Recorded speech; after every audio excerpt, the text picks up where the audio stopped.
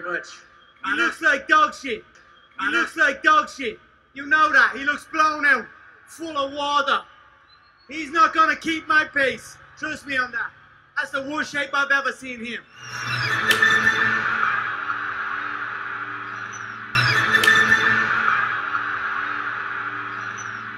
He looks like dog shit.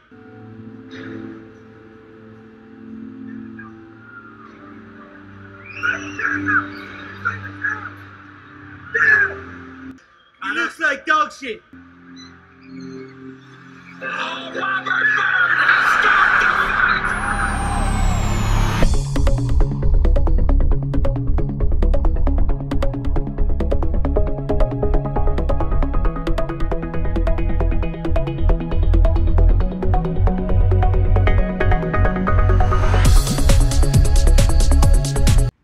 How tall are you, buddy? 5'9".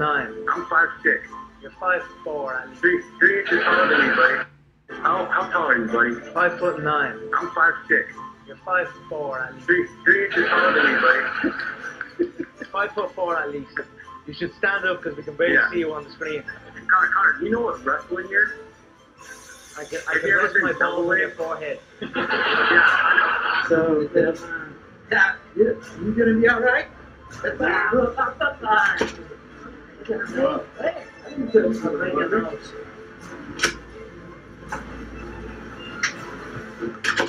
I know Conor has to know that he can't beat him on some level. I mean, he might be able to knock him out if he hits him because apparently his left is. They say he's just they say it's harder than anybody's fought. Yeah, he can knock. I think most guys out in that division if he hits him. But you had better land the first one because the first punch you throw and don't land and he grabs you, you're finished. Yeah. You're finished. Yeah. Like, I am much more interested in Khabib Ferguson than I am in Khabib Conor because I don't see Khabib Conor happening. He's not going to fight Khabib.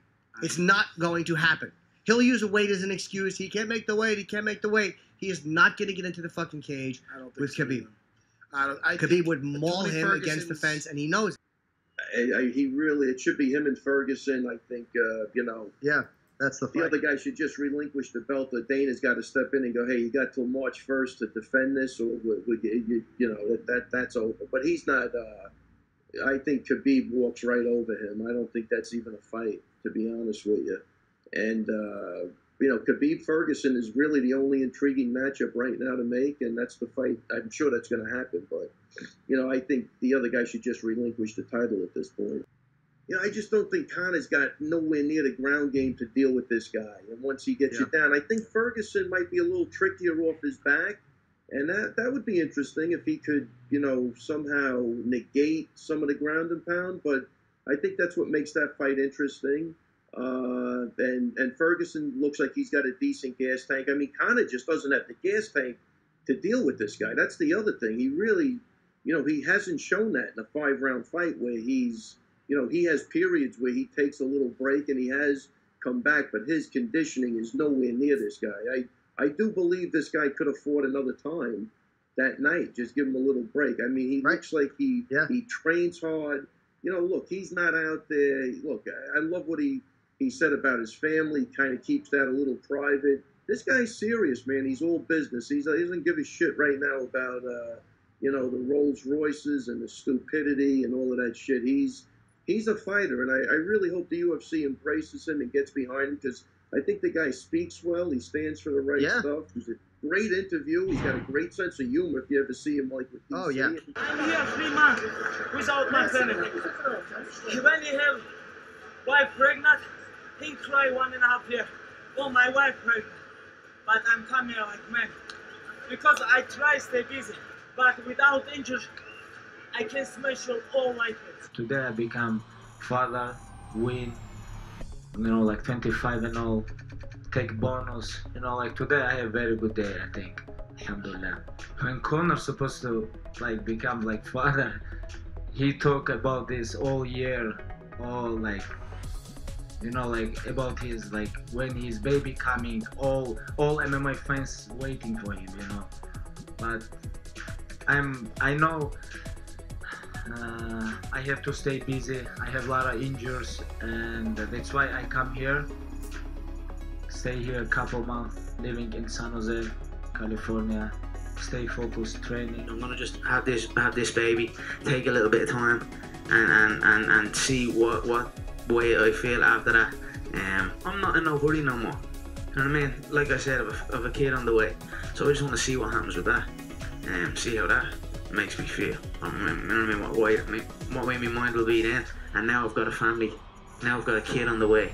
So I'm coming for mine now if you want me back. Khabib looks like an unbelievable force. The guy is a star in the making, and now everybody wants to see Khabib versus Conor. He seems to me, to my mind, to be kind of a nightmare matchup for Conor. You know, I've learned not to underestimate McGregor because he beat Jose Aldo in 13 seconds. He beat Jose Aldo in 13 seconds, and if you look at the fight between Eddie Alvarez and Gaethje undefeated, two tough guys, absolute war. Unbelievable, incredible fight, and look at how easy Conor made it look. Thing is, Khabib is incredible. Conor always finds a way to win, and when Conor hits you, you go. When he hits you, you go. I love that matchup. But Tony Ferguson is the interim champion, and you know, Conor and I haven't really figured out when he's coming back and what's going on. So Conor has some big decisions to make here really quick. If he waits, I don't think Conor wants to fight until August. But if he waits until August,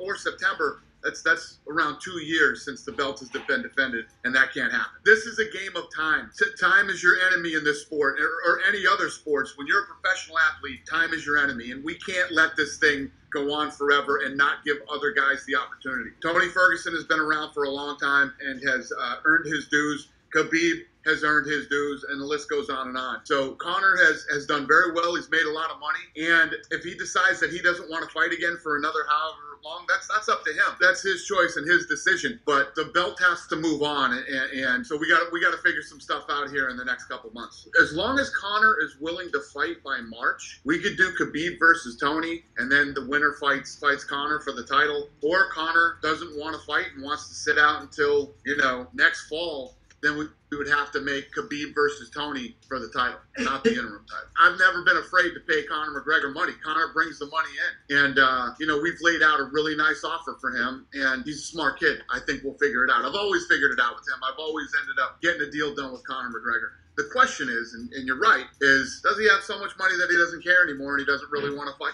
You know, but that's up to him. But in no way, shape, or form am I asking him to come back and not make money, because he's going to make money.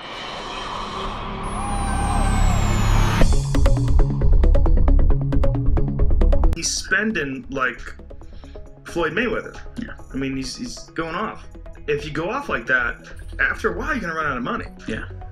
I don't know if that's sustainable. I don't know if he's got enough money to live the rest of his life, but he certainly doesn't if he just spends like crazy. I mean, he might just go through a phase, and then he might decide to cherry pick specific fights to make tremendous amounts of money. And then there was some talk about a Pacquiao fight in boxing.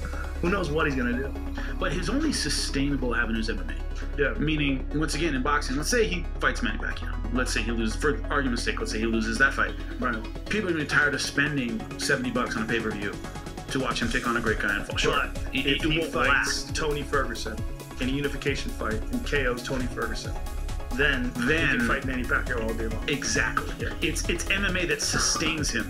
Don't get mad at me, Tony. It's just for instance, a possibility. For argument's sake. Yeah, I'm taking the devil's advocate position, Tony.